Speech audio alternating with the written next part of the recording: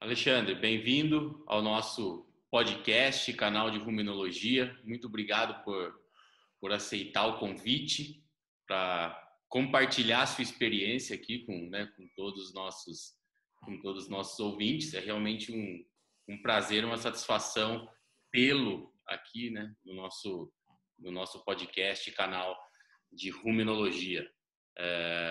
Bem-vindo e, primeiramente, eu gostaria que você também desse as boas-vindas e se apresentasse.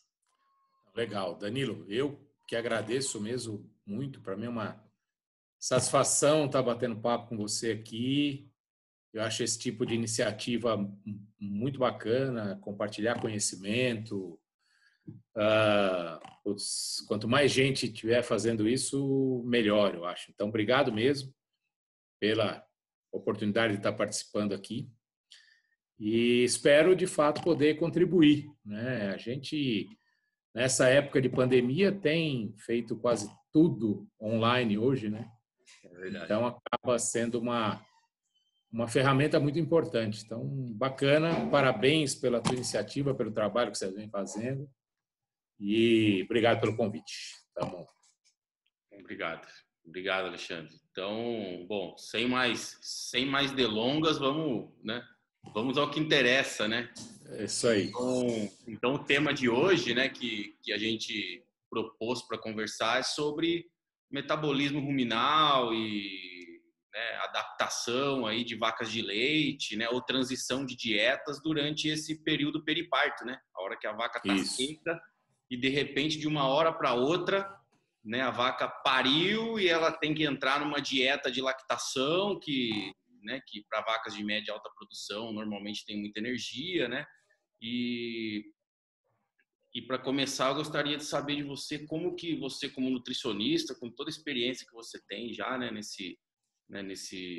com vacas em lactação, como que você maneja esse período periparto? Porque a gente tem uma vaca comendo pouco, ela está com o bezerro ali, né, obviamente comprimindo o rumen, ela tem uma ingestão de matéria seca menor, né, ela não está dando leite, ou seja, exigência também menor, e de repente de uma hora para outra muda tudo, exigência de cálcio aumenta 5, 6 vezes, e agora ela está lactante, tem que recuperar do parto.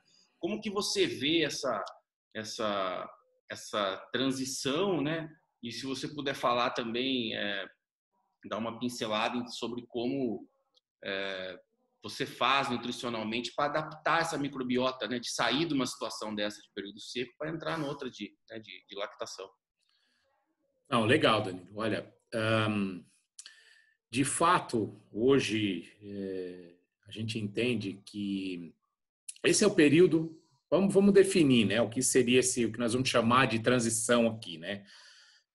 Que é o que a gente busca trabalhar, 3 semanas antes até 3, 4 semanas pós-parto, né? E sem dúvida nenhuma, para mim é o período que define o que vai acontecer com a vaca ao longo da lactação, é o período mais crítico da vida da vaca. E, obviamente, por ser um animal ruminante, né, a gente tem que olhar com muito cuidado para o que acontece dentro do rumen, porque eu vejo assim, né? Assim, tenho já um pouco de cabelo branco, isso significa que já faz um tempo que a gente está na estrada aí, né? E a questão, uma vez eu vi uma definição numa palestra, cara, acho que foi numa Discover Conference só sobre estresse. Foi, enfim, poucos anos atrás, em que o palestrante colocou assim, olha, a vaca só consegue parir porque ela fica doente. Cara, como assim, né? Isso soou meio estranho. Ele falou, porque assim, tem trabalhos mostrando, né, que se você previne artificialmente a manifestação de inflamação, por exemplo, no período imediatamente antes do parto, seja com droga, ou seja, atrasa a entrada em parto. A vaca não entra no parto. Quando você previne a ocorrência de processos inflamatórios. Então, ela vai expulsar o bezerro, ela vai ter aquele estímulo para expulsar o bezerro, né, que é o parto, na verdade, é a vaca, é a fêmea mamífera expulsando o feto de dentro do seu corpo. Porque ela passa a entender que aquilo é algo que está fazendo mal para ela e que ela tem que se livrar daquilo lá. Claro, depois vem o instinto materno e tudo mais, mas sob essa ótica, é isso que acontece. E eu falei, isso é um processo do bicho ficar doente, né? E em condições normais, em condições adequadas, a vaca desenvolve uma série de processos inflamatórios antes do parto, que acabam por ajudar a acontecer o parto, e ela tem que se livrar disso, ou resolver esse problema rapidamente depois do parto para ter uma vida normal. E o que a gente percebe hoje aqui, assim, as vacas que têm metrite, retenção de placenta, aí, blá, blá, blá, todos aqueles distúrbios metabólicos pós-parto, são aquelas que não conseguem, por diversas razões, resolver esse processo inflamatório rapidamente, né? Outra coisa importante de lembrar, acho que é importante contextualizar isso para a gente entrar na conversa do rumen, né? É que nos dias que antecedem o parto, que ela começa a secretar colostro, ela joga uma carga de imunoglobulinas gigantesca no colostro para poder proteger o bezerro. Então, a carga de imunoglobulina circulante de uma vaca no dia do parto, nos dias anteriores e nos dias imediatamente pós-parto, ela é extremamente baixa. Então, a vaca está imunodeprimida no momento do parto e, por isso, é um momento tão crítico, né? Muito bem. O animal ruminante depende, não vou dizer 100%, né? Mas em grande parte dos nutrientes que vêm do rumen, daquilo que é processado dentro do rumen, né? Então, as matérias-primas para fabricar glicose, grande parte dos aminoácidos que ela vai precisar absorver no intestino, eles vêm de dentro do rumen, né? E então, obviamente, para a vaca se recuperar bem desse período no pós-parto imediato, ela tem que ter uma boa concentração de nutrientes chegando nos tecidos periféricos, e isso depende totalmente do que acontece dentro do rumen. Então, o que eu quis contextualizar é que é um período extremamente desafiador, né, em que o bicho está imunodeprimido, né, como você mesmo colocou, pouco, e nos dias que antecedem ao parto esse consumo cai, aquela resposta clássica, né, que 15 dias antes do parto o consumo começa a cair, isso é fisiológico, por diversas razões, o bezerro começa a crescer, tem todas as alterações hormonais, enfim, e o consumo cai bastante nos dias que antecedem o parto, e aí ela está retomando, abrindo uma lactação a partir de um nível de consumo baixo, o que é um desafio adicional, né? Então, como é que a gente tem que encarar isso? E eu costumo dizer, né, a gente tem uma preocupação grande, né? Nós temos, assim, hoje, acabei nem falando um pouco do que eu faço hoje no começo, né? Eu trabalho na Nutron, na Cargill, como faço suporte técnico, né? Basicamente, minha função principal é essa.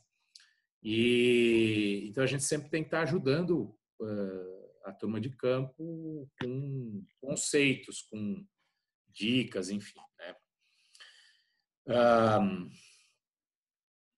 E eu sempre procuro fazer uma outra analogia desse pós-parto imediato, né? Eu sempre recorro a todo mundo que tem filho, né? No meu caso, eu não tenho mais filho pequeno, meu mais novo tem 15 anos, eu já passei por esse período há um bom tempo atrás, mas quem tem filho, né, tanto os homens quanto as mulheres, né, vão entender e se lembrar como é que são os primeiros dias depois do parto, né, de uma mulher, né? Ela chegou em casa depois do parto, ela já sai, põe uma roupa de ginástica e vai para a academia fazer ginástica, né? Já vai para um happy hour, enfim, já sai comendo uma feijoada, não dá, né?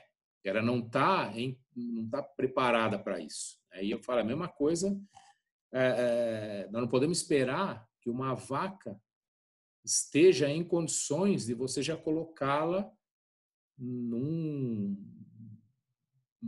rota assim, de alta velocidade, num ritmo de alta velocidade, para sair produzindo um caminhão de leite no dia seguinte depois do parto. Então, vamos lá. A Cargill, ela tem um modelo nutricional próprio, né? Não sei se a gente usa NSC ou CNCPS, enfim, a Cargill, desde 1995, desenvolve um modelo nutricional próprio, que é o CNS. E a gente preconiza, de fato, Danilo, um cuidado muito grande nesse período de transição para cuidar muito bem do rumen, para que a vaca possa ter saúde depois que ela sair desse período de transição. Tá? Então, vou começar, na verdade, falando do pós-parto, depois a gente volta, né? Me incomoda muito, pessoalmente, e até queria a tua opinião, isso aqui é uma troca de ideias, né? Claro. Pegar as vacas recém-paridas e já colocar esses animais direto numa dieta de alta, com bastante amido, enfim. É perfeitamente compreensível, né, a ansiedade de um produtor de leite para que uma vaca, na qual ele investiu um tempo que ela ficou seca, ela comece a dar retorno novamente o mais rápido possível, né? Mas me incomoda isso, porque em muitos casos a gente vê, e eu tenho oportunidade de, assim, visitar fazendas no Brasil inteiro, né, todo tipo de fazenda, todo porte de fazenda, todo tipo de vaca. Quando a gente pisa no acelerador demais no pós-parto imediato, via de regra, isso não leva ao melhor resultado, né? Eu costumo também dizer que vaca é um atleta de alto desempenho. Uma vaca leiteira boa, ela é como se fosse um atleta de alto desempenho. Ela tem uma demanda não só nutricional, né, mas muito elevada, né, e que muda em função do estágio de lactação que ela está, ou mesmo quando ela está seca. Mas, que aí, isso é um ponto. Mas quando a gente pensa numa lactação, né, se a gente puder fazer uma comparação com uma prova de atletismo, né, uma lactação, ou período produtivo de uma vaca, se eu pensar desde a hora que ela secou até a hora que ela vai secar novamente ao final de uma lactação seguinte, não é uma corrida de 100 metros, é uma maratona. Primeiro porque é um período aí de, no mínimo, nós estamos falando de 14 meses entre a secagem, período seco, lactação, secagem novamente, eu estou falando de 14, 15, 16 meses, certo? Então não é uma corrida de 100 metros, né? É uma maratona. E acho que todo mundo vai concordar comigo que se um maratonista inicia sua prova e sai correndo que nem louco, da mesma forma que faz um corredor de 100 metros, o que vai acontecer com ele da metade da prova à frente? Ele não vai aguentar. Ele vai cansar, ele não vai aguentar. Ele não vai ganhar a maratona. Então, maratonista, como é que ele começa a prova? Num ritmo mais lento, né? Vai se aquecendo e o cara pode dar o sprint final, é no final mesmo, né? Não precisa nem ir para maratona, pode ser provas de 10 mil metros, enfim. E eu falei, para mim isso é muito claro. Se a gente quiser que uma vaca abra a lactação dela como um corredor de 100 metros, isso não vai levar ao melhor resultado.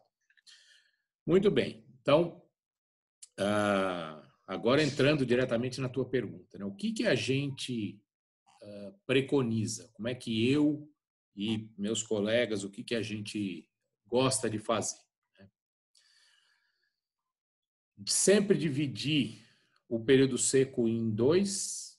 Quando a gente trabalha com período seco tradicional de 60 dias, o que eu vou falar é pensando numa fazenda média, não estou me referindo às fazendas de ponta, de alta tecnologia, enfim. Se a gente considerar 60 dias, né, a gente pegar aí, que são 8 semanas, 5 semanas daquilo que a gente chama de período seco inicial e 3 semanas de um período pré-parto. Uhum. Tá? Nesse período seco inicial, aí sim a gente costuma trabalhar com uma dieta bem mais fibrosa, né? Nível de energia, se a gente pensar em energia líquida para lactação, aí 1,4, alguma coisa em torno disso, né? Mas buscar volumosos que possam oferecer uma fibra de boa qualidade para que o processo fermentativo possa ser adequado. Então, a dieta do período seco inicial, ela vamos ser bem tranquila. Não tem muito mistério nisso, né? Embora muitas fazendas até aproveitem para, às vezes, usa sobra de novilha ou dieta de novilha, enfim, não é o melhor dos mundos. A gente sempre preconiza que se faça essa dieta exclusiva para esse grupo de vacas secas e com uma energia bem tranquila, porque uma coisa que é mortal é a vaca engordar no período seco. Vai chegar a vaca que ganha score de condição corporal durante o período seco, ou já chega na secagem com um score de condição corporal muito alto, é a vaca que vai dar mais problema, porque essa é a vaca que vai apresentar o nível de consumo mais baixo, né? Aquela história, então, de colocar a vaca no pasto para descansar, né? Depois que ela acabou a lactação, falou assim, não, solta ela no pasto para descansar, só com uma mistura mineral, né? Vamos lá, depende do pasto, né? E depende do que se entende por descansar. Né? Porque, de fato, ela precisa mesmo de descanso, né? Precisa estar tranquila. Agora, eu não tenho nada contra fazer essa fase no pasto, desde que, de fato, tenha forragem à disposição para o animal comer, né? Desde que tenha sombra, tenha água, que ela possa, de fato, descansar, né? Não adianta jogar ela num campo de futebol rapado, chamar aquele de pasto e achar que vai dar um bom resultado. Não, pode perfeitamente, até o pré-parto ser feito no pasto, desde que tenha comida. Sim. Né? Isso é básico. Mas, de fato, assim, o objetivo desse período seco inicial é manter a condição corporal do animal, que é a demanda nutricional baixa muito em relação ao que ela vinha apresentando na lactação, e hoje é cada vez mais comum a gente ver vacas chegando na secagem, produzindo uma quantidade de leite considerável, né, acima de 20 litros de leite.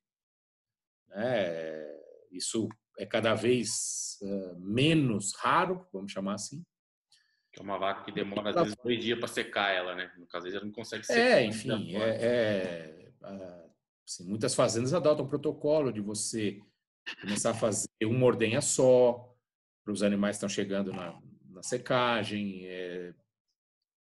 Quando possível, algumas fazendas adotam, diminui mesmo o trato dessas vacas para ajudar na secagem. Né? Porque a persistência nos bons rebanhos está cada vez maior, né, Dani? Então a gente vê vaca chegando aí com 320, 330, 340 dias de lactação e produzindo acima de 30 litros de leite, né? Que é um desafio para a secagem. Então, enfim, a demanda nutricional diminui bastante a hora que você seca a vaca, isso é lógico. Né? Então, esse primeiro momento, de fato, ele é importante para ter aquela descanso, vamos chamar assim, do tecido mamário, inclusive, que ele vai passar por uma regeneração completa durante esse período seco. Isso é um processo fisiológico normal, toda vaca tem que passar por isso. E aí, quando ela chega no pré-parto, coincide mais ou menos com o período em que ela naturalmente vai começar a reduzir o seu consumo. E aí a gente entende que é necessário, sim, você aumentar um pouquinho a energia dessa dieta. A gente trabalha aí com 1,45, 1,5, dependendo, claro, do tamanho das vacas e do consumo, e aumenta um pouquinho a oferta de proteína metabolizável. É uma coisa que a gente põe muito valor nisso, no quanto a gente está ofertando de proteína metabolizável, porque hoje sabemos que o balanço negativo não é só energético, né? No final da lactação e no final da gestação, final do período seco e início da lactação. Ele também é um balanço proteico negativo, né? Hoje tem vários trabalhos que mostram isso de uma forma muito clara, então a gente preconiza dar um aporte de proteína metabolizável bom para as vacas, principalmente para as novilhas. E isso só na forma de PNDR ou também com estratégia para aumentar a produção de proteína microbiana também, via ingrediente concentrado e proteico? Concentrado energético. Não, muito bom ponto. As duas coisas, né? O nosso modelo, ele também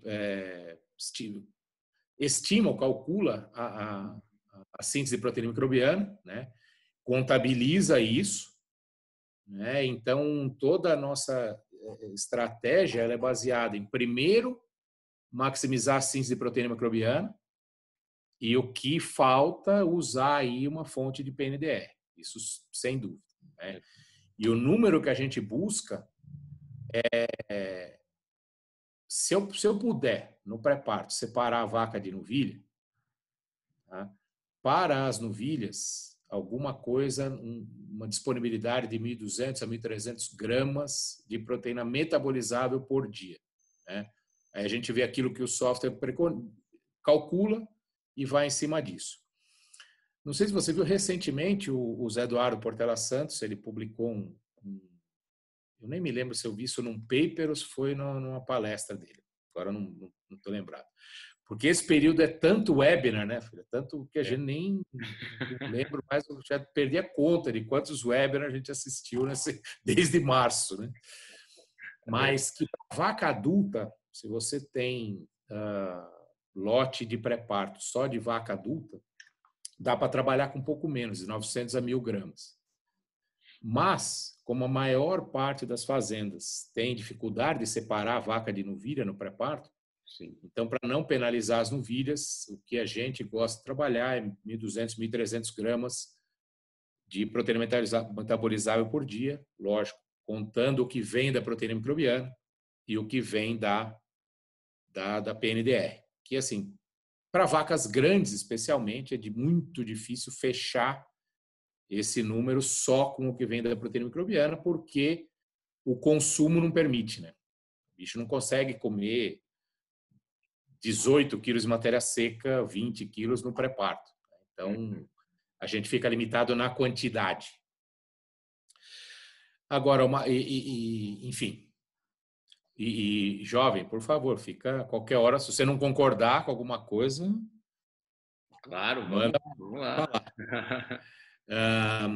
Agora, uma das coisas que a gente dá mais valor, Danilo, nesse momento é para o que a gente chama de índice de saúde do rumen.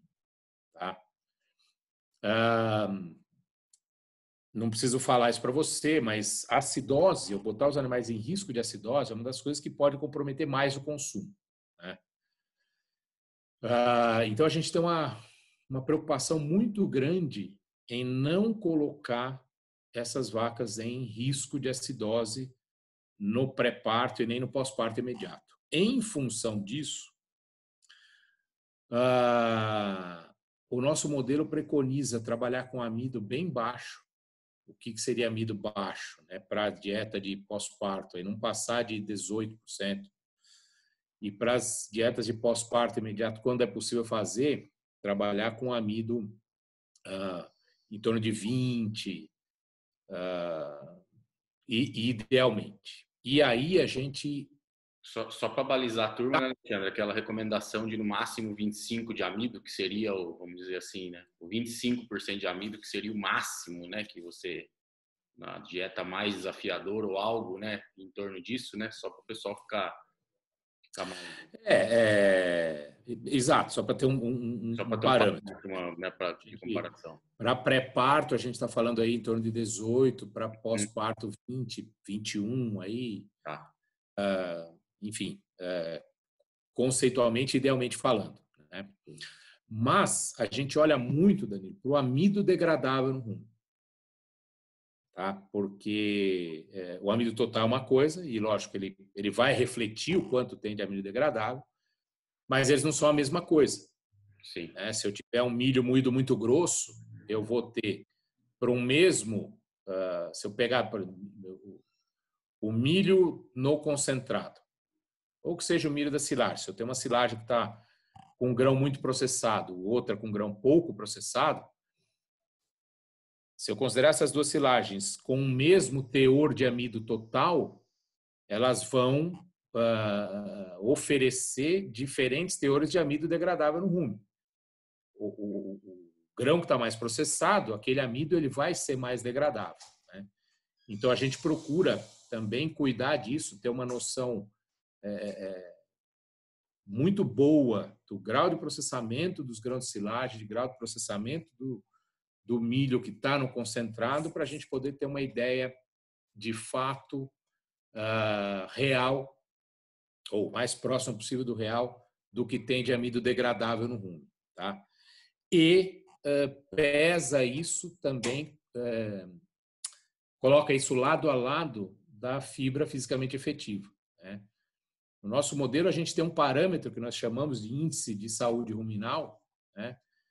Que ele conta imagina que seria uma equação, que de um lado da equação estão os fatores que contribuem para baixar o pH, e do outro lado da equação, os fatores que vão contribuir para aumentar o pH, né? Ou não deixar o pH cair, vamos chamar assim, né? Uhum. Então, do lado do que cai o pH, o fator mais importante é o amido degradável no rumo, tá?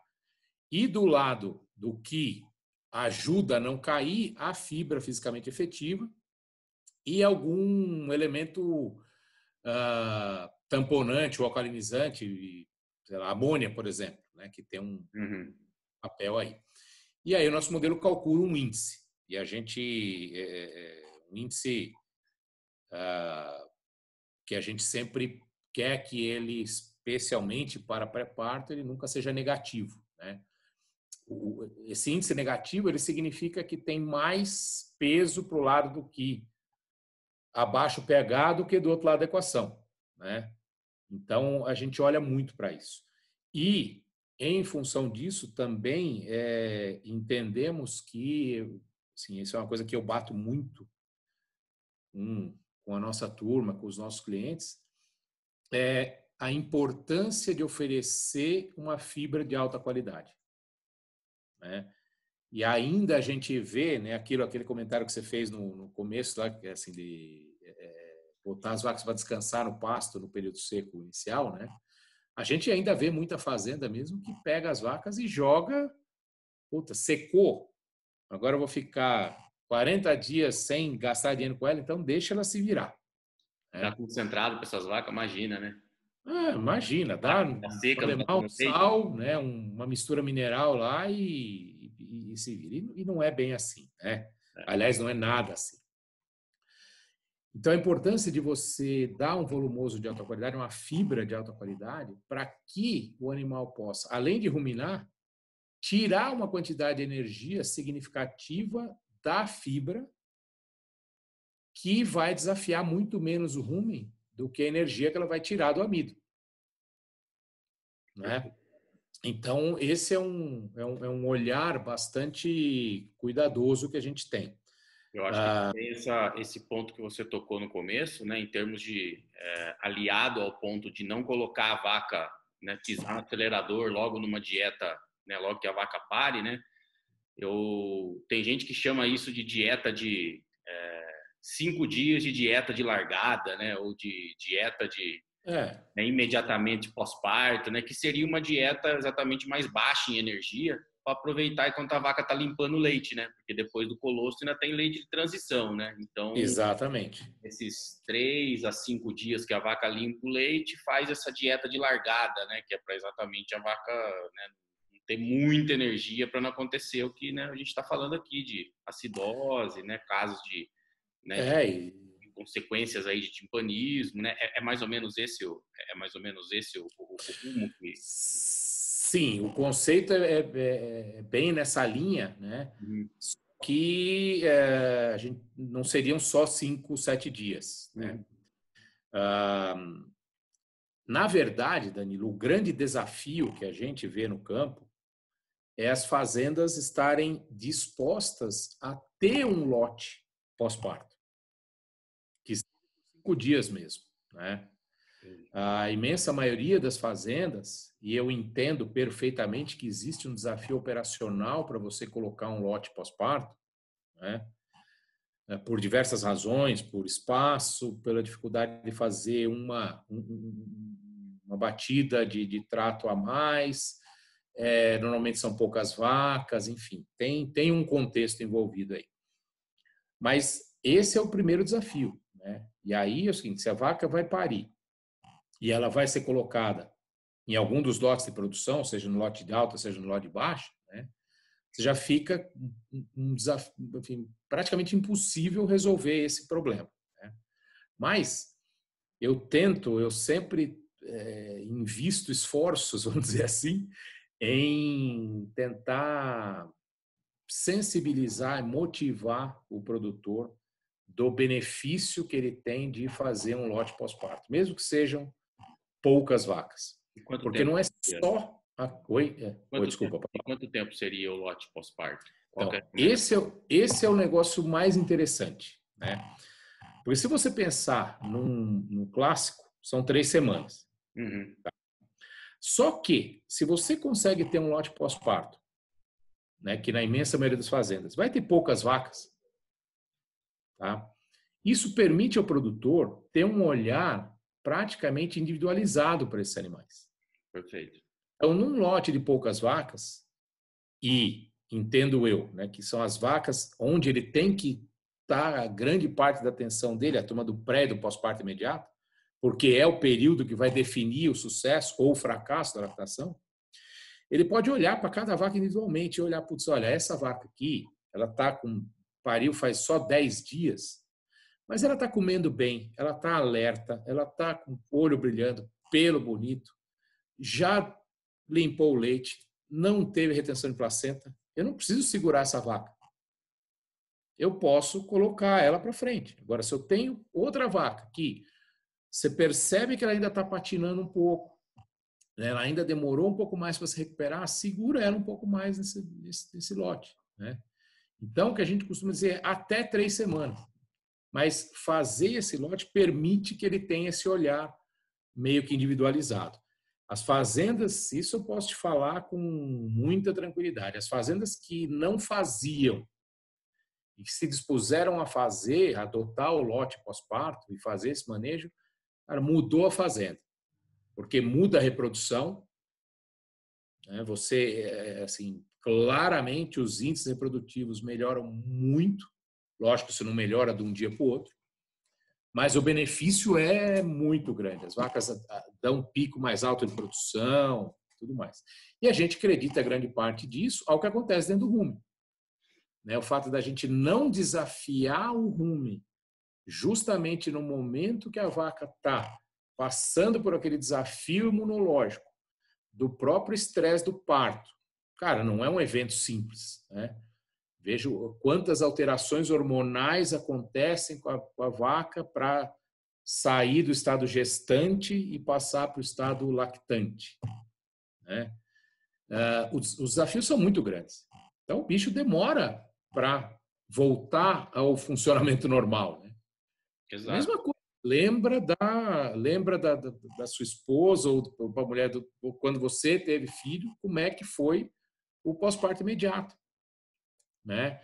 Então, assim, uma preocupação grande com as questões de conforto, de espaço, de tudo mais, mas um olhar grande para o que acontece dentro do rumen. Então, esse conceito de não desafiar o rumen, a gente entende que assim, é o que muda, ou uma das coisas que de fato muda da água para o vinho, quando se trabalha com esse amido mais baixo, busca energia de fibra, né? Não é trabalhar com baixa energia, né? Buscar aqueles 1,45, 1,5 de energia líquida, mas trazer isso de uma fibra de melhor qualidade. Aí o produtor, puta, mas custa caro, né? Eu fazer um pré-secado, comprar. E eu costumo dizer, cara, caro é a vaca atrasar a reprodução, é a vaca ter uma metrite, é ela entrar numa cetose. Caro ela não dá pico de produção, né? E esse é um trabalho que às vezes é um pouco de catequese, porque em muitos aspectos eu entendo, né? O produtor olha para o desembolso que ele precisa ter para investir num segundo volumoso, numa coisa de melhor qualidade, né? É compreensível isso. Mas eu acho que o trabalho nosso, técnico, de quem está em pesquisa, enfim, é mostrar o benefício que ele vai ter ao fazer esse investimento, né? Porque, de fato, cara, controlar essa saúde do rumen nesse momento da transição é um divisor de águas, né? Isso para nós é muito claro. Se você desafia a vaca nesse momento, quando ela ainda não está preparada para ser desafiada, perde-se muito com isso, né? Então, é mais ou menos o que a gente faz. Eu acho que a vaca de leite, eu acho que ela é um modelo, né? Eu sempre falo isso, que o sistema de produção de leite, principalmente o intensivo, é um modelo para todos os outros ruminantes, né? Inclusive, fazer um adendo, né, Alexandre? Para ser um bom nutricionista de ruminante, tem que passar na escolinha do leite primeiro, né? Porque é tanta coisa que acontece. Eu sempre falo isso para meus alunos. Não, cara, porque, assim... Começa a estudar nutrição de vaca de leite, né? Que o resto fica tudo fácil, né? Eu brinco com a turma do boi, né? Eu brinco com o Pedro Veiga, meu colega lá, eu falo, Pedrão, cara, a vida de vocês é uma maravilha, bicho. Vocês vão fazer dieta para um bicho que você vai matar, né? É verdade. Vaca, eu tenho que cuidar dela, tenho que reproduzir, tenho que... Exato. Mas é verdade, né? Assim, como modelo, eu concordo 100% com você, porque realmente tem desafios que a vaca passa que impõem para o nutricionista uma dificuldade grande, né? E quanto mais produtivas são essas vacas, maior a demanda nutricional dela, esse desafio também acaba sendo maior. Eu falo que a gente sempre, nos estudos de adaptação que a gente fez, né, aí, mais de 10 anos... 5 anos.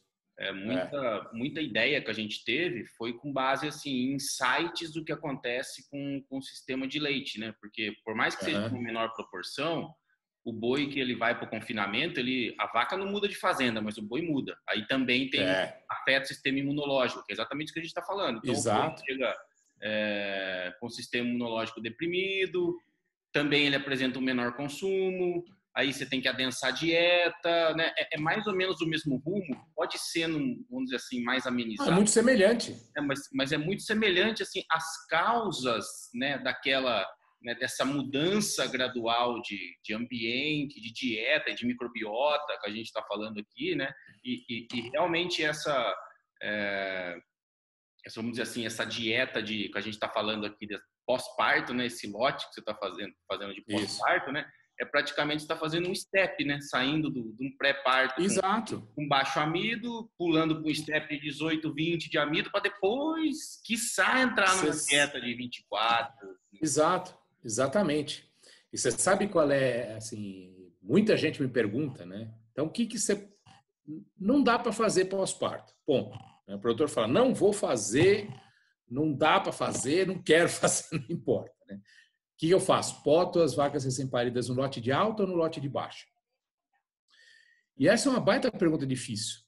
Porque tem dois aspectos aí. Além da questão nutricional, a gente tem que olhar para a questão comportamental que vai afetar o quanto a vaca vai comer. Então, estou falando muito de competição. No lote de alta, você tem,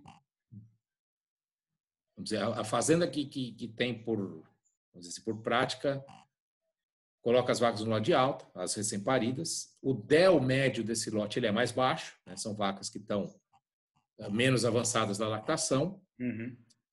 E não são vacas que estão tão pesadas, boa parte delas ainda está perdendo score pelo balanço negativo, né? Então, normalmente, a briga no coxo ela não é tão complicada assim. Porém, a dieta é mais desafiadora. E quanto maior a média de produção desses lotes de alta, mais desafiadora vai ser a dieta. Então, normalmente, no lote de alta, o grande desafio é a dieta. Tá? Agora, quando ela vai para o lote de baixa, você pega, boa parte das vacas já está prenhe, está ganhando peso, já está tranquila. Então, a competição no coxo e por espaço ela é muito pior do que no lote de alta. Aí o desafio não é a dieta, que a dieta não é tão densa assim, mas a vaca corre um risco maior de ter mais dificuldade para comer e aí, portanto, ter um consumo baixo. Perfeito. Então, assim, quando a gente pensa o que é melhor para a vaca, é difícil dizer. Né? Porque os dois cenários são desafiadores, cada um apresenta um desafio principal. Né? Então, por isso que a gente defende tanto fazer o lote pós-parto. Né? Tanto pela questão da dieta em si, que a gente pode oferecer uma dieta ajustada para esse momento, quanto pela questão da competição no coxo. E digo assim, para muitas fazendas, eu recomendo até quando, assim, como uma alternativa, assim, separa as vacas, dá um lugar separado para elas. E se você não consegue fazer uma dieta específica para elas, dá a dieta de baixa. Mas mantém elas separadas, no lugar onde elas têm mais espaço, mais conforto, e que a competição ali seja com vacas que todas estão mais ou menos no mesmo momento. Perfeito. Então você tem um desafio menor ao consumo, que é um negócio crítico, né? Porque a gente precisa que o bicho coma bem, né? Que é um momento que, lógico, ela não está comendo ainda tudo que ela vai comer daí a 90, 100 dias, mas ela tem que ir subindo, né? Usualmente, qual que é a diferença de energia, em termos de concentração de energia, da dieta pós-parto com a dieta de baixa? Só para a gente tentar fazer assim, para tentar situar a recomendação. Então, depende muito da fazenda, né? Mas vai ser muito menor do que da dieta pós-parto uma dieta de alta, né? Então, se eu pensar aí que hoje eu estou trabalhando, se eu pensar vamos dizer assim, nos lotes de alta produção,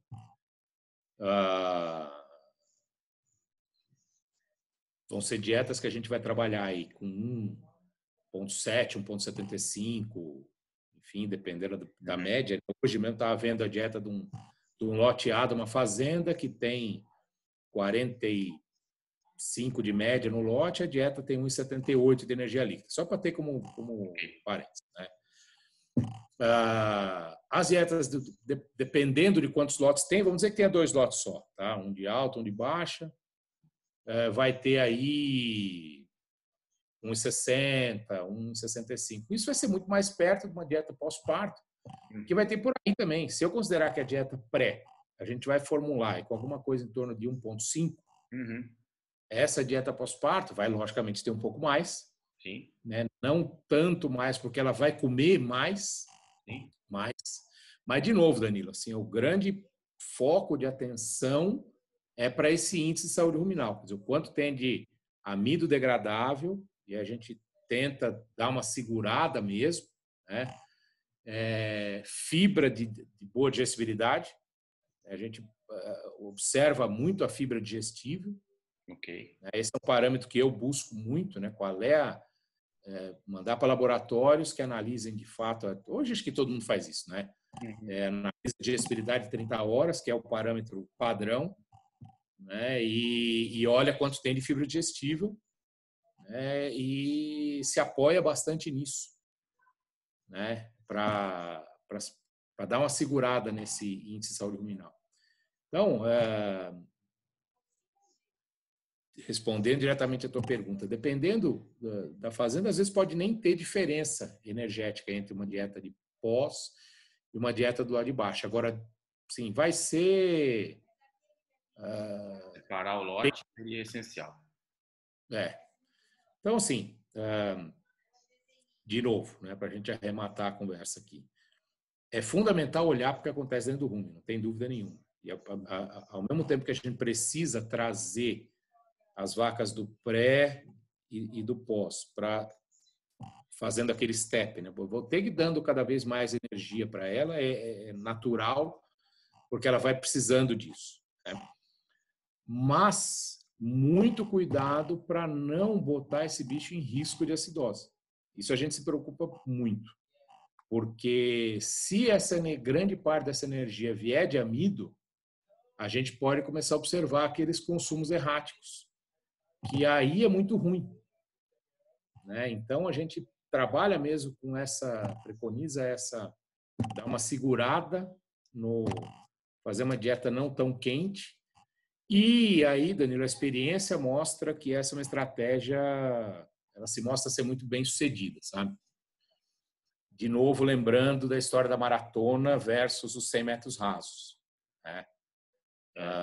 Se a gente considerar que uma vaca, só para finalizar, que uma vaca a pico de produção, lá pelos seus 70, 80 dias, 90, aí depende um pouco, né? Eu quero que ela dê o máximo de leite nesse pico. Para isso, ela não pode ficar doente. Para ela não ficar doente, eu preciso que ela coma muito bem, coma em quantidade adequada, cada dia um pouco mais do que no dia anterior, né? E a acidose é um risco grande para comprometer esse consumo. Então, aí a gente olha muito para isso. Entendi. Perfeito. Em relação, então, àqueles produtores que querem, por exemplo, o cara faz silagem de grão úmido, né? Ou tá na moda agora o snap blade, né? Tudo isso, né? Que a gente sabe que permite com que o amido fermente mais no rumen. Então, a estratégia nesse caso seria, se o cara já tem esse produto e não tem o milho seco para trabalhar, seria diminuir o nível de amido. Né? Essa seria a recomendação. A ideia é essa, né? Eu tô, curiosamente, quarta-feira estou indo visitar uma fazenda que tem um cenário como esse, né? Ele produz silagem de espiga, tem grão úmido, né? Produz muito bem, o que significa que ele produz a um custo baixo e tem que usar. Agora, para a transição, não é que você vai deixar de usar, mas vai usar estrategicamente, cuidando desse nível de amido. Então, uma fazenda que tenha silagem de espiga, grão úmido, para a transição, no meu entendimento, não pode abrir mão de usar um pré-secado, um feno, um capim, ou seja, que ele venha a produzir, para poder equilibrar essa situação. Entendeu? Ok. Perfeito. Nas dietas pós-parto, então, né, aproveitando que a vaca está subindo o consumo, né, ela está com consumo baixo, né, e você tem essa transição aí de subida de consumo. Normalmente, dentro do programa de vocês usam, por exemplo, bicarbonato para tentar incentivar essa subida de consumo?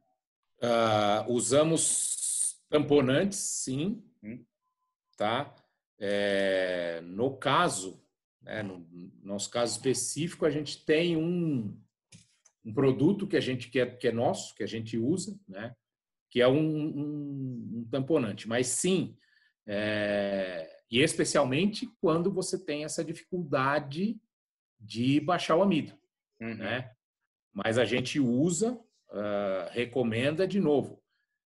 Aquele índice de saúde ruminal, lembrando, ele leva uma equação que tem dois lados. Então, o tamponante ele joga do lado que aumenta o pH, né? Então, a gente usa sim. E é uma coisa que acaba saindo barato, na verdade.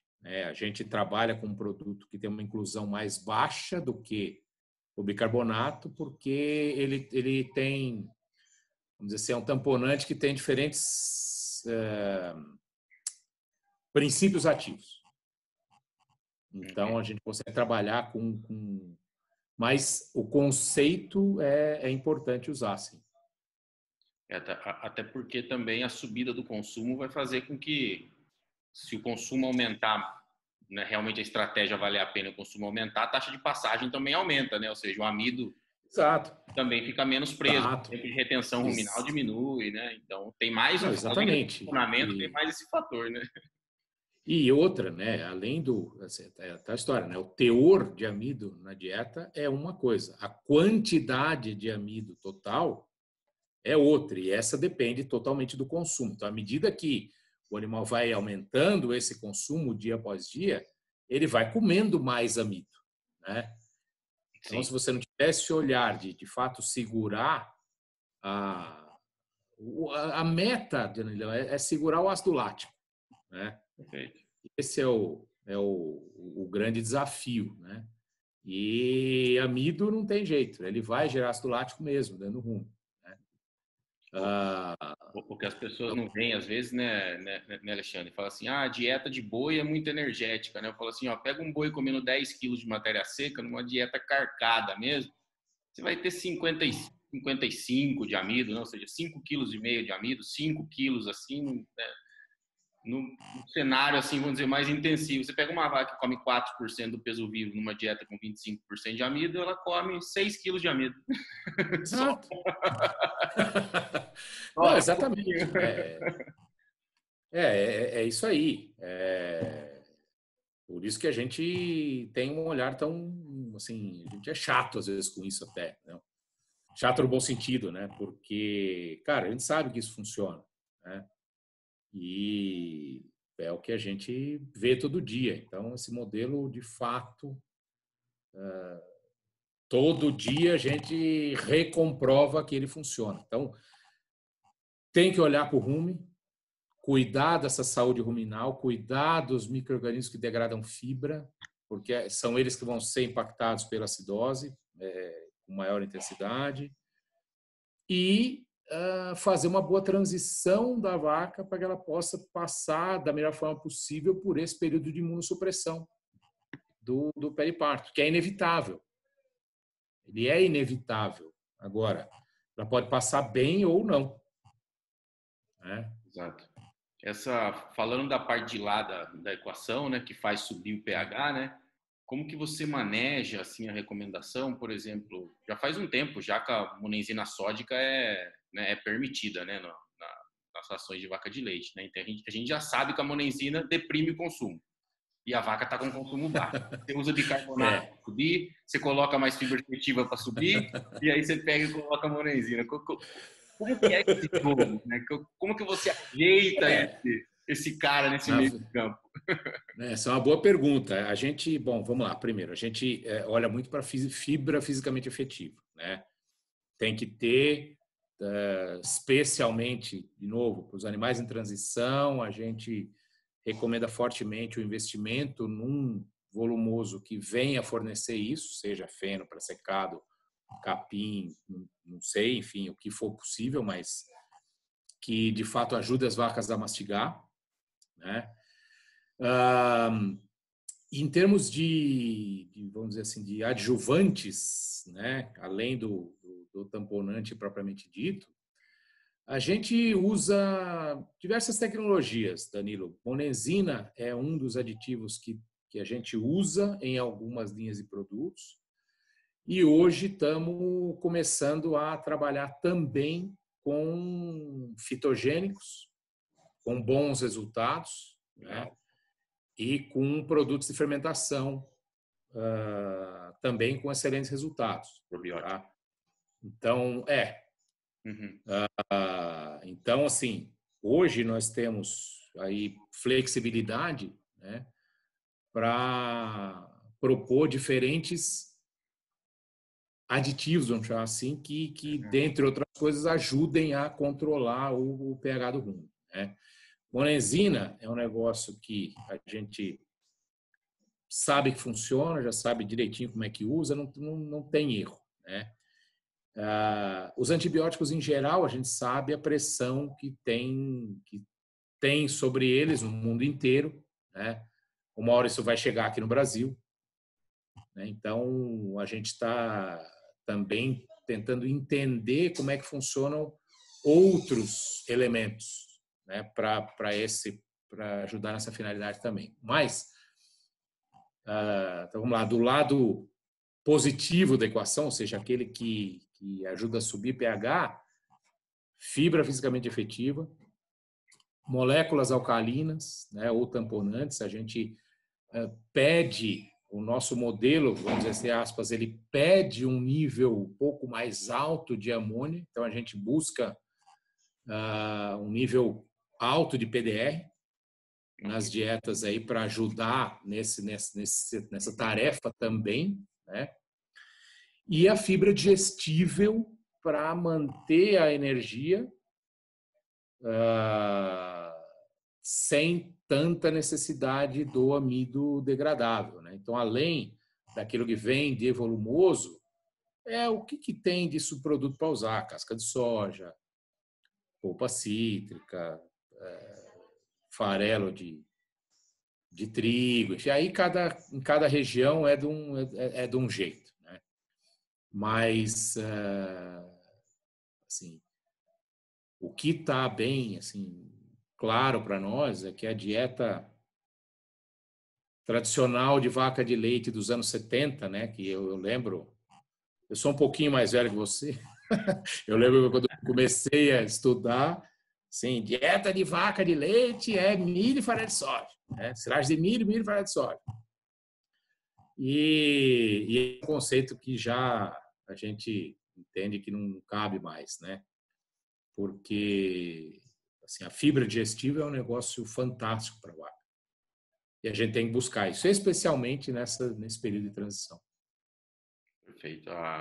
Só para a gente situar, a dose de monensina normalmente praticada, né, nessa fase aí de início de lactação vai girar em torno de quantos?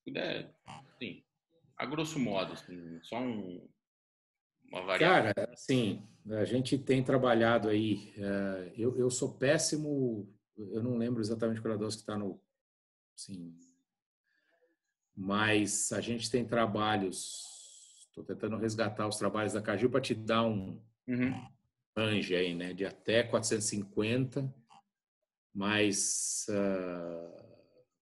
indo até bem, mas a gente busca trabalhar aí com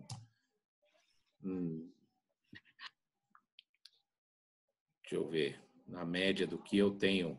Estou tentando lembrar das minhas formulações aqui, porque hoje eu não formulo mais como rotina para fazenda, né?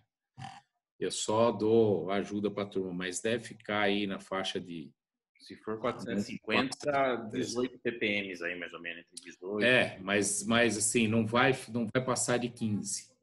Tá, abaixo de 15. 12 a 15, acho que é o range que tá mais, a gente tem mais trabalhado e, assim, um cuidado grande para não interferir com o consumo, né? Sim. Assim, eu preciso controlar o pH, mas não posso comprometer o consumo. Né? A dose é mais baixa. Exatamente. E funciona bem, viu? Uhum. Agora, hoje a gente tem olhado muito... E também quer a cultura do leite, né? E também tem exatamente. Também não pode poder... A gente tem olhado muito para fitogênicos e esses produtos de fermentação, né? Assim, são tecnologias que têm crescido o uso delas no mercado em geral.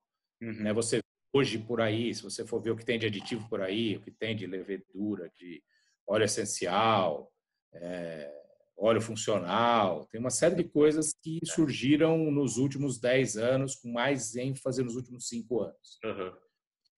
E então isso não é mais novidade. Agora, nós estamos olhando já, talvez porque seja uma geração além, né, que é o conceito do fitogênico, que ele é um conceito um pouco mais amplo do que se eu fizer uma comparação. Né? O óleo essencial são óleos que são oriundos de plantas, a gente tem vários exemplos aí no mercado de produtos, a base de alho, canela, enfim, uma série. Né?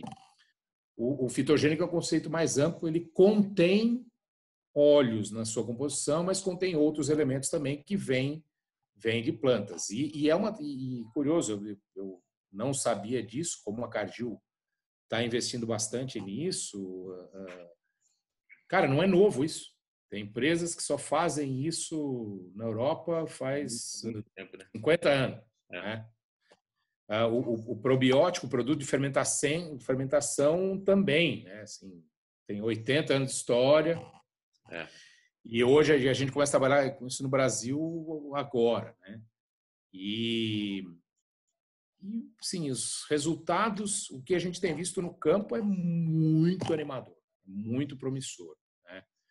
Nós aqui no Brasil ainda não temos tantos resultados de trabalhos. A gente tem muito relato de campo, tá? E coisa que a gente aplica e a gente observa, mas ainda não temos tantos trabalhos feitos aqui no Brasil, mas tem muita coisa feita fora. E assim, a base científica de tanto de fitogênico quanto desses produtos de fermentação, ela é muito robusta, né?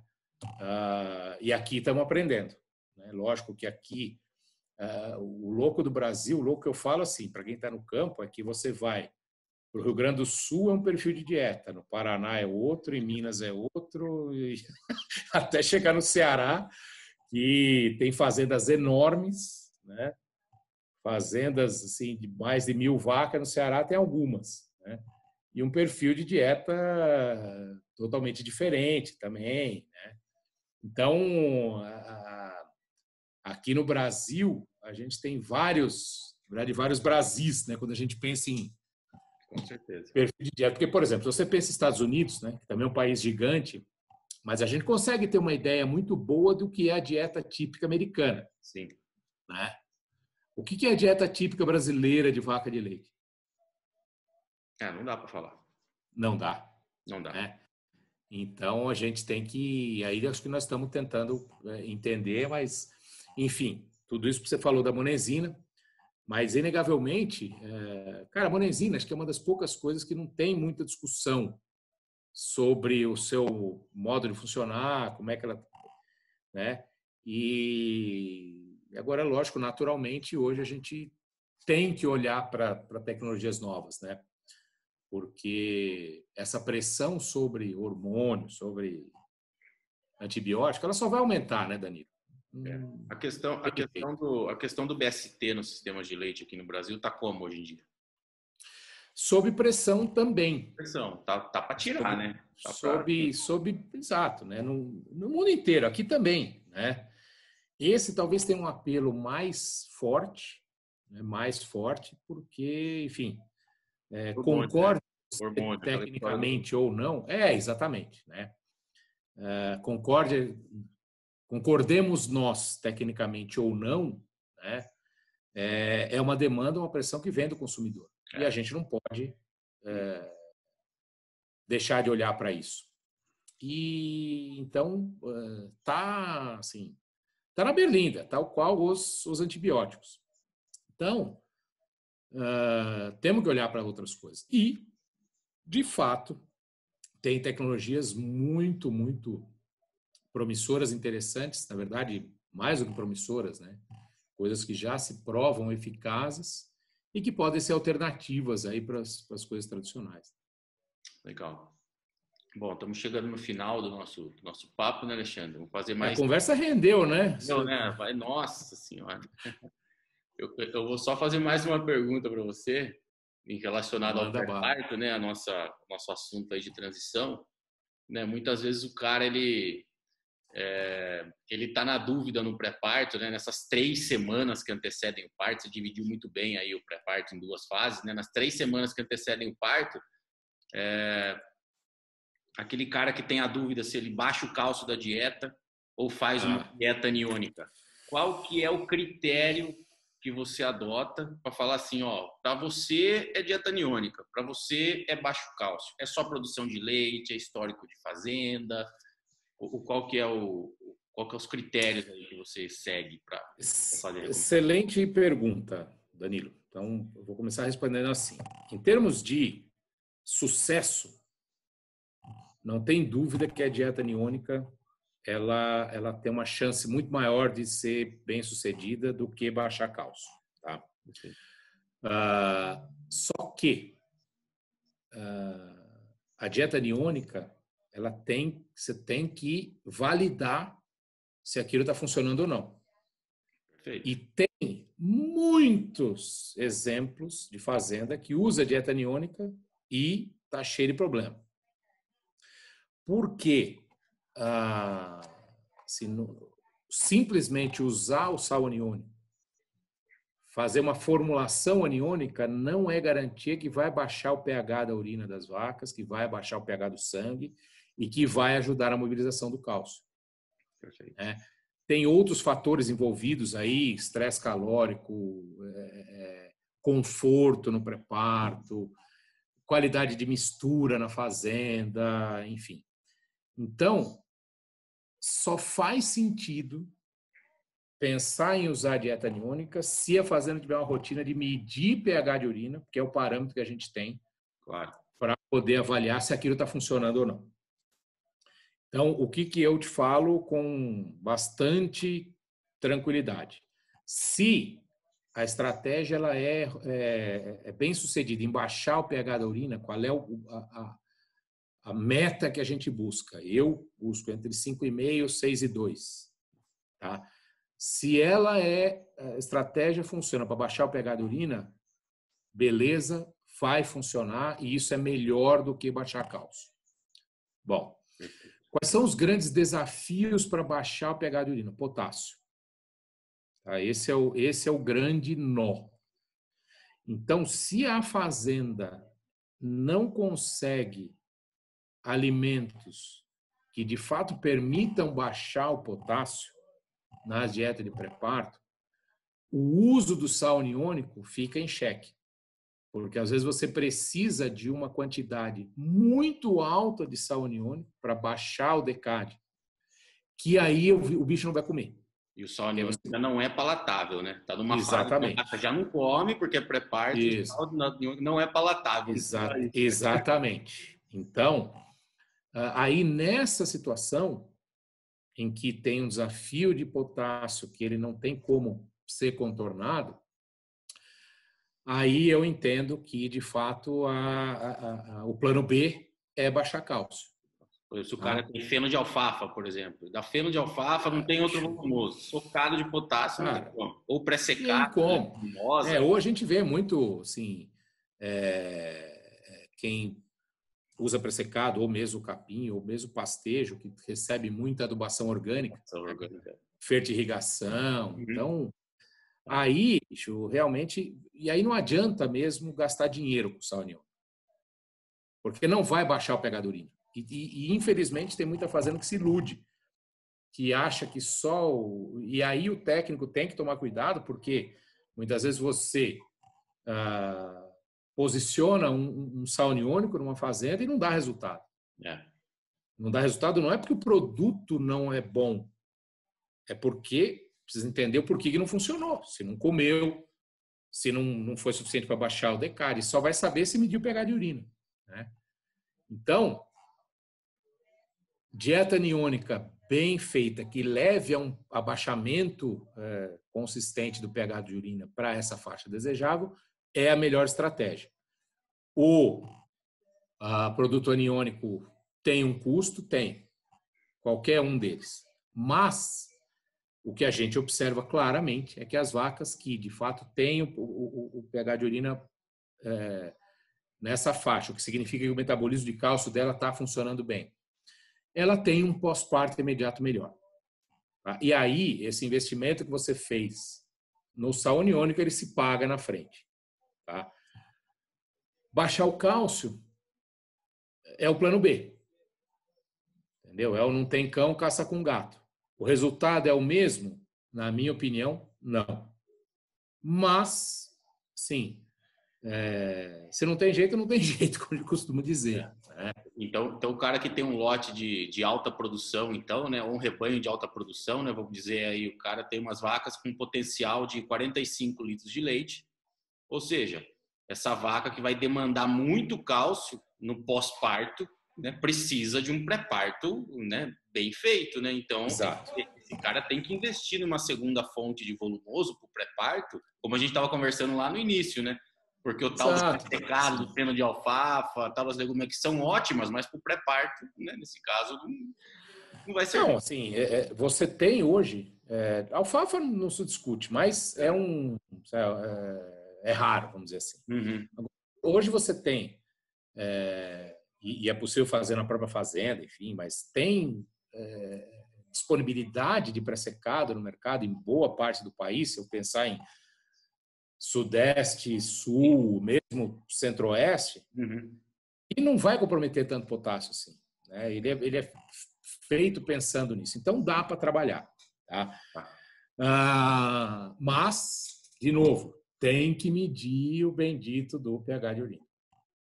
Exato. Tá? Senão você é tiro no escuro. Você não sabe. Né? E de fato, tem que... E se paga. Sabe? Essa é uma estratégia que se paga. Então, é a melhor estratégia, sem dúvida nenhuma. Tá? Especialmente para rebanhos de alta produção. Outra coisa, você tocou num ponto que me remeteu a um negócio que eu acabei esquecendo de falar, dentro daquela história dos 100 metros maratona. Uhum. Porra, aqui, o período de transição, ele não vai ser mais do que 15% do período total, se eu pensar aí no seco e mais a lactação seguinte. Perfeito. E 15% do tempo que define o que vai acontecer com a vaca na lactação inteira. Então, é hora de investir. Perfeito. É hora de investir em conforto. É hora de investir em formulação, em ingrediente de alta qualidade, em aditivos corretos que façam sentido. Porque se o investimento for muito bem feito nesses 15% do tempo, cara, o resto... Né? É tranquilo. É o que a gente fala com bovino de corte em confinamento. Não mais que 20% do tempo, o período de transição, né? Desde a chegada até a hora de embalar na dieta mais energética. É isso, né? A gente vê como Pois é. semelhante. Assim, me ajuda a fazer uma conta rápida para a gente terminar. Tá?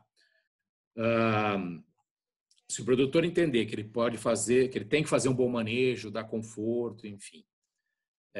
Vamos dizer que ele tem aí uma tecnologia que ele pode investir no pré-parto 3 semanas. 3 semanas são 21 dias. Ok. Certo? Certo.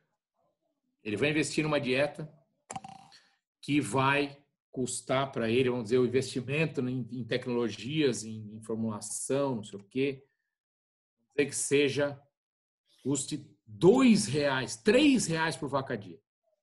Beleza. R$3 por vaca dia. R$3, tá.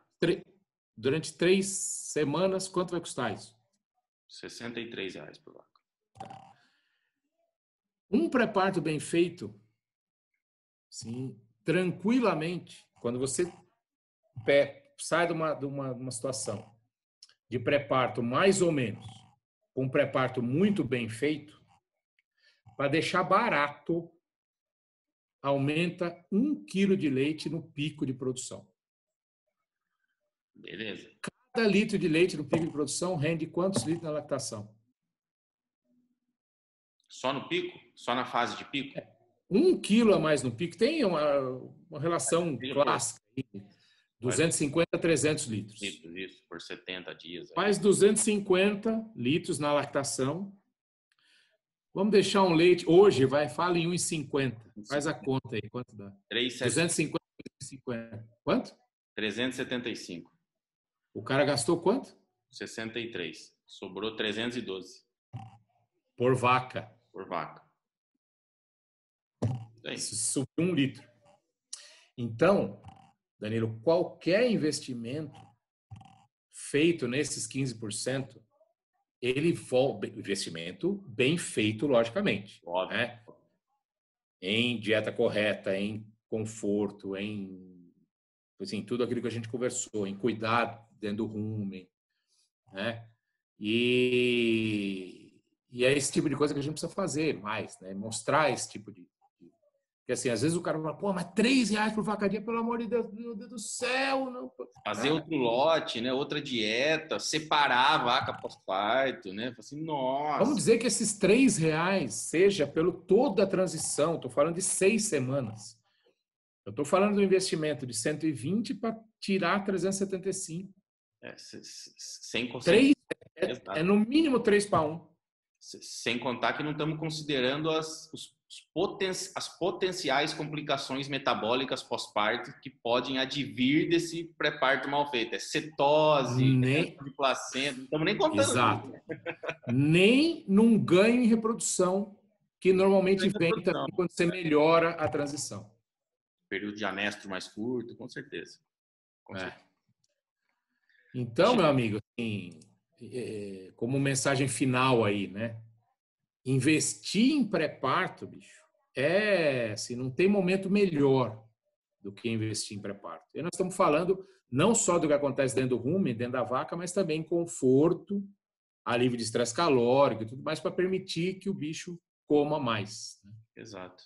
E não é perda de tempo, né? Eu costumo falar que essa transição, independente se é para bovino de corte ou leite, é a chave do sucesso, não é perda de tempo. Exatamente, Não pode exatamente. iniciar e achar que, né, é a fase menos isso aí. Só porque a vaca não dá leite, né? Não é isso aí. Não tem significância, né? Na verdade, é o começo de tudo, né, Alexandre? É isso aí. Bom, eu agradeço muito pelo seu tempo, né? A gente ficou... Eu é que agradeço o convite. A gente ficou aqui passando... que tenha sido produtiva a conversa. Conversa produtiva, papo bom é assim mesmo, né? Então, com certeza tinha muito mais assunto, né? A gente vai ter que marcar uma outra, né? Uma outra conversa. Estou à disposição, né? Cara. A hora que você quiser. Porque o papo é muito bom, tem muita coisa para conversar. A gente falou só de periparto, né? Só do entorno. Nossa Senhora. Né? Alguns aspectos, né? Eu agradeço demais o seu tempo, né, por contribuir aqui com o canal. Com certeza vai ser assim, vai ter um grande número de visualizações, até porque tem muita gente do leite que segue e que gosta do assunto, que pergunta bastante. Se o pessoal deixar alguma pergunta meio cabeluda lá no YouTube, eu vou recorrer a você para responder. Não, fica à vontade. E a gente ajuda a divulgar também, Danilão, depois que você publicar. Tá joia. Alexandre, muito obrigado. Eu que agradeço, um abraço, parabéns pelo teu trabalho. Um abraço, tenha uma ótima semana. Você também, tudo de bom.